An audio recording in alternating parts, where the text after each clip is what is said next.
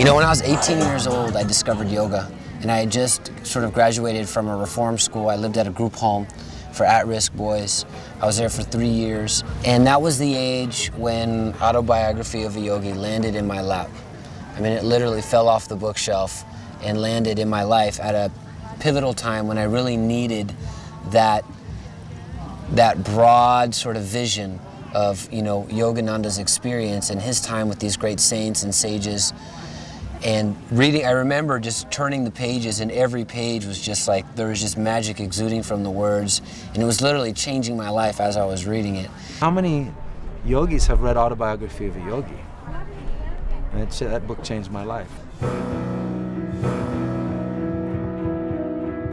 I think what I really grasped from the Yogananda book was the depths of yoga.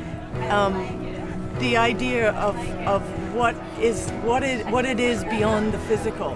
The book brought yoga alive for me, the essence of what yoga is in my being, in my senses, in a way that I hadn't before. The bhakti, just that deep feeling connection.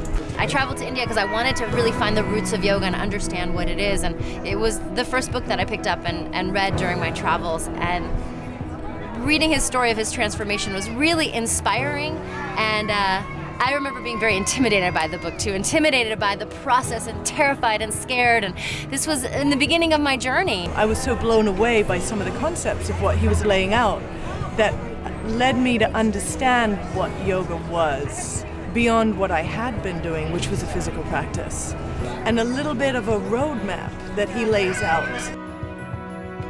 Before I started yoga, I was really unhealthy.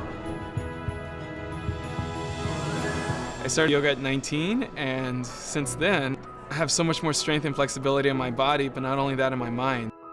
And being able to stand up here and do handstands in front of hundreds of people, it kind of brings this new thing to my mind where I know my true self isn't this body.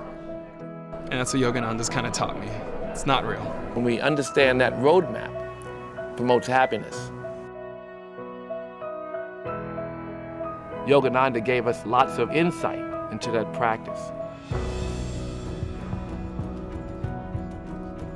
You know, Yogananda is a true modern mystic. And the great mystics tell us that the books, the sayings, the quotes, they're all reminders, so that ultimately we can have our own direct experience and become our own mystics in our own life. Yogananda says that you can make this quest for yourself very, very easy. Just watch and learn to observe this whole play. Learn to be a spectator of this show. And yoga teaches us to enjoy the show.